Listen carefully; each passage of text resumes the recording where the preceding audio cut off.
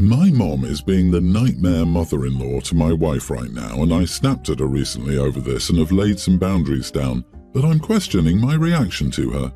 So my wife, Kenzie, 25, and I, 25 male, have been married for just over a year, and we're expecting our first child this year. This will be my parents' first grandchild, and this has caused some craziness from my mom. She has aimed most of this at Kenzie, but I did step in when I learned how pushy my mom had become. This started right after our pregnancy announcement. My mom went to Kenzie and told her we should name our child Roger if we had a boy and Elizabeth if we had a girl. Roger was my mom's grandfather, and she wanted to name me or one of my brothers Roger, but Dad vetoed the name every time. Elizabeth is her favourite girl's name, and my dad vetoed that for my sisters too. Kenzie told her we weren't looking for name suggestions and that we'd already discussed a few. My mom told her the names were important and should be used. A couple of weeks after the first incident, my mom asked Kenzie if she knew whether baby Roger or baby Elizabeth was joining the family. Kenzie told her neither of those names was in the running and we didn't know yet. Kenzie mentioned Mom bringing up the names to me then, but downplayed how pushy she was, so I said nothing.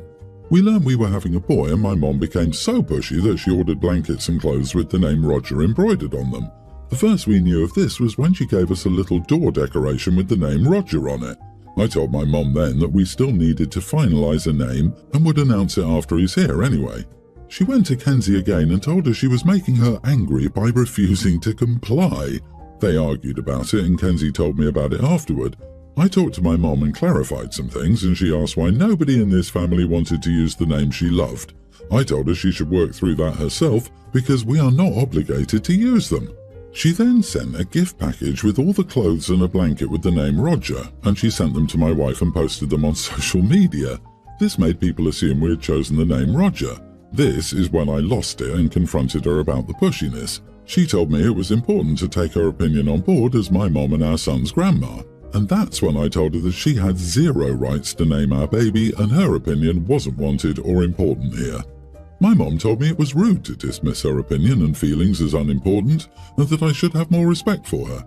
It made me realise we need space from her right now, but also I do wonder if I went too far. Am I the idiot?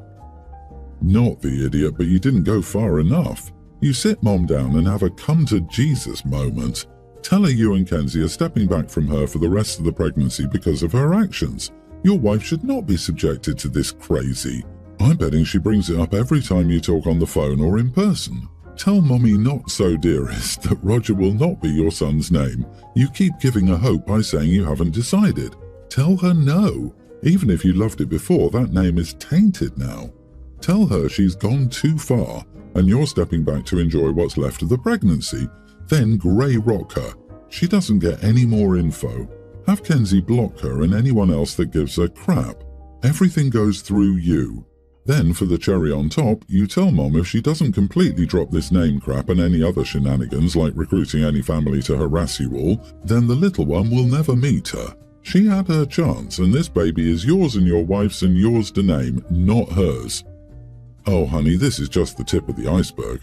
Her entitlement to this baby, because he's your child and you belong to her, is in full flow. She sees herself as more important than his mommy. When she said, "You should have more respect for me," she meant, "You need to give in to my demand." If you don't nip this controlling, delusional behavior in the bud, she's going to continue to act as though your wife is just an incubator for her do-over baby, and that's unacceptable.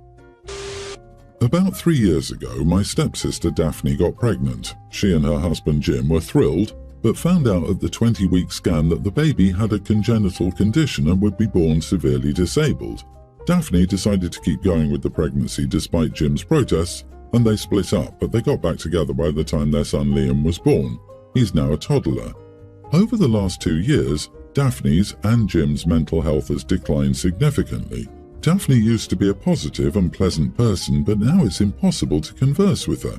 She's malicious and envious and flies off the handle at any perceived slight. When I was having my child, I didn't speak to her for most of the pregnancy because of how bitter and selfish she was. We don't live close to Daphne, so we rarely see her in person, but I heard she was getting worse from our parents. In early November, Daphne had a mental breakdown. She trashed Liam's room completely and vandalized Jim's car in a fit of rage. This was enough to finally get her moved up the waiting list for mental health services, and she started therapy. She reached out to me during this time, and we had a few conversations.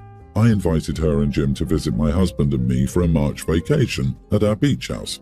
Then we saw Daphne and Jim over Christmas, and it was awful. Daphne could keep herself in check for a couple of hours, but then she would revert to her old self. She would swear constantly, and while I know Liam can't understand her, I think swearing at kids isn't okay. Whenever I expressed concern for her, she would just snap that I needed to get off my high horse about having a perfect child. Jim was snapping at her constantly. He also constantly asked to hold or play with my child, which got annoying. Overall, the whole Christmas break was just the whole family being anxious over the situation. My husband finally said a week ago that he didn't want Daphne and Jim visiting, and I agreed. I called Daphne and said that something had come up with my husband's work and we needed to cancel the trip. Daphne was furious. Apparently her therapist had been saying how good this break would be for her. They haven't been on vacation since having Liam, and I owed her this one thing to help her. Eventually she gave up and said I was horrible for pulling the rug out from under her and hung up. I feel bad if I'm derailing her recovery, and even my parents think I shouldn't have cancelled, which is making me rethink things. They saw how horrible she was to me over Christmas, they saw how obsessed Jim became with my child, and they still think I should have put that aside. They're generally not the keep the peace people, so maybe I'm in the wrong. Am I the idiot here? Edit, another thing that gets thrown in my face a lot is that I won't lend or gift Daphne money to hire specialised care. Not the idiot. While your sister's mental health issues are tragic, her behaviours during Christmas pretty much told you what you and your family can expect during another visit. You most certainly did not derail her recovery. Part of therapy is learning to deal with setbacks. She needs much more help than you can provide, including finding specialised babysitting for her son. You don't owe her or your parents the stress that she will put you and your family under. Cancelling the trip was the right call. You won't be able to predict what she'll do. Your stepsister has a history of destructive behaviour, trashes rooms, vandalises cars, and you're supposed to play nice during a vacation. Your own mental health and your family's well-being matter too. Also, it looks like she's getting too attached to your child. I know this comment isn't helpful to OP, but when professionals advise you to terminate one's pregnancy, one should heed that advice. They have real-life, ongoing consequences for the child, parents, and extended family. Daphne made a very selfish decision and is now expecting everyone to help. I post my food pics from when I eat on Instagram. It's just for fun. I spend 30 minutes a week on it, tops. My boyfriend is a very sweet guy in many ways, but one thing that I'm not so much a fan of is that he often hops on the bandwagon of hating innocent things. Not just liking something, but making sure everyone knows he doesn't like it, or even if nobody asked. I can't help but notice a theme. Pumpkin spice lattes, pouty selfies, Taylor Swift, etc. As you can guess, he dislikes the food pictures and thinks it's annoying and cringeworthy. He doesn't even follow my Instagram, even though he has an account. Even though I don't have many followers, I've started getting occasional offers and invitations from restaurants in my city to try their food for free in exchange for a review. Nothing crazy, no steak dinners so far, but I've gotten a few sandwiches and several baked goods. Well, I just hit the big leagues and got invited to a new restaurant opening with a free appetizer and entree for me and one guest.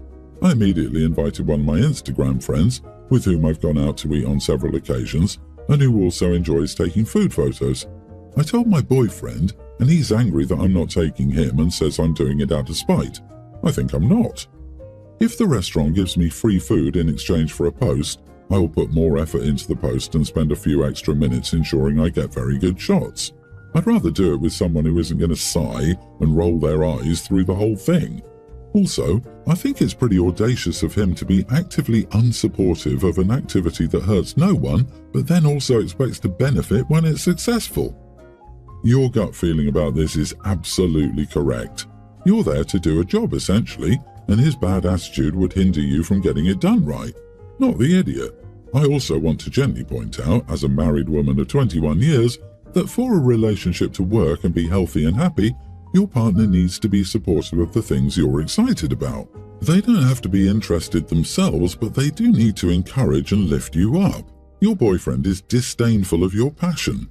Did you know disdain has been scientifically proven to be one of 4 predictors of future divorce? True story. To gently point out, the things he actively hates are all associated with women. No, he doesn't have to like it at all, but actively hating is part of misogyny. I don't think this is a good guy. He sounds exhausting with his "I'm cooler than everybody because I hate popular things" attitude. Go and have fun with someone who isn't a sourpuss. Enjoy your dinner. I think my sister needs to get over herself and realize she put herself where she is now. She thinks I'm insensitive and should care more about family, so here we go, I guess. My sister and I grew up in a 2-bedroom trailer. Our parents had 5 kids. It was as trashy as it gets. Our family was poor as dirt. Our mom was a waitress and our dad worked construction. I told myself I wouldn't live like that as an adult and would make better choices than my parents. My sister did pretty much exactly what our parents did. She got pregnant at 16 and kept it even though abortion was an option. She's had 5 more kids since then, though the triplets weren't her fault. For some reason, there are a lot of multiple baby pregnancies in our family history. My sister doesn't work because they can't afford daycare, and her boyfriend, the father of just the triplets, works as a bartender at Chili's.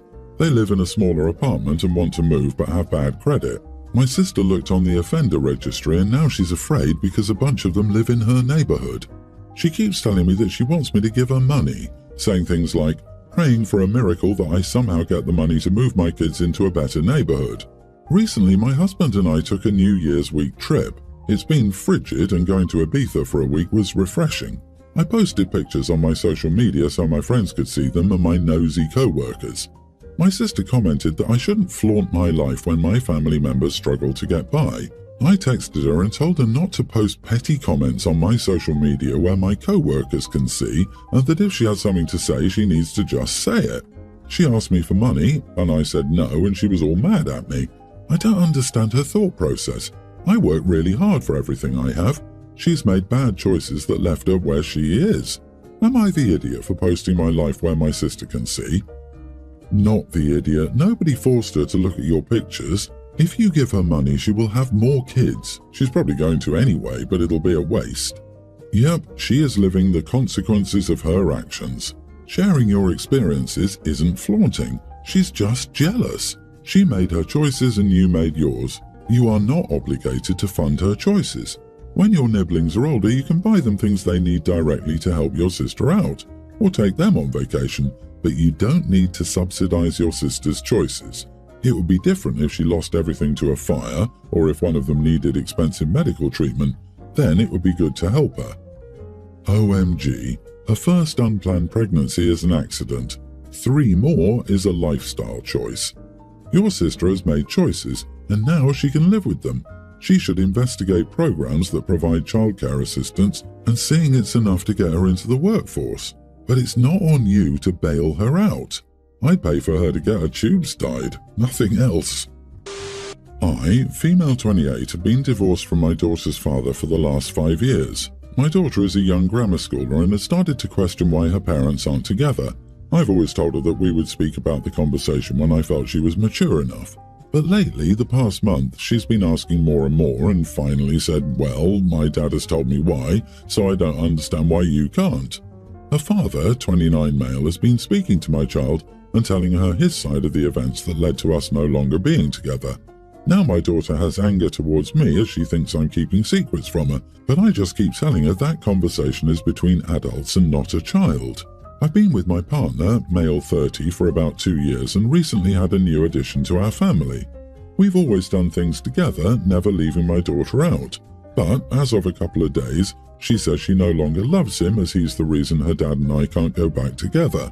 Her dad had a relationship a couple of months after our separation, but it seems her father can't do wrong, only me. I've confronted my ex-husband, who only tells me that he won't stop answering her questions due to her wanting to know and that he sees no wrong. You are the idiot. First, I ended up in therapy at 15 because my parents never explained their divorce to me. My therapist stated that this is one of the things that most parents get wrong, and they use one of 2 excuses to rationalize it. One is that the child is too young. The other is that they're too embarrassed to have this conversation with their child. I don't know if that's as common as he claimed, but I know that I wanted to know why my parents weren't together at 6, and at 7, and still at 8. and so on and so forth. By 15, they were both remarried, and I still wanted to know what had happened. Second, you claim a divorce decree that prevents you from talking bad about each other, but he's breaking that decree. I would pursue legal recourse, or I'd just ignore it like your ex and tell the truth. I'm also pretty sure that telling the truth can't be seen as talking bad about him. Honestly, it sounds like you just don't want to talk to your daughter about it and are using this decree as an excuse not to. Have you cheated? No, he used to travel for work and I would stay weeks by myself, which I got used to. Our first year of marriage was terrific, with no issues as I thought, but eventually I noticed things changing a little at a time. He used to argue and then he would go out and come back home when he was done having fun, as he said he needed to de-stress. I ended up going through his phone and noticed multiple women he was having relationships with within the cities he would travel to for work. And worst of all, when he had to work, which was actually his vacation time, he was with another family than being with us. So all the cheating and lying, I couldn't take it anymore, so I decided to file for divorce. Then definitely you are the idiot for not clearing the air. Poor kid doesn't have any idea, and by not doing it first, you can make whatever he says sound plausible because he's already strained your relationship with her. I understand why you wouldn't want to, but regardless of age, the child needs an explanation. The fact that you know he's twisting things to make you look bad is reason enough to get her counseling so the therapist can help you navigate. Give her the tools via therapy to see through his BS. Good luck.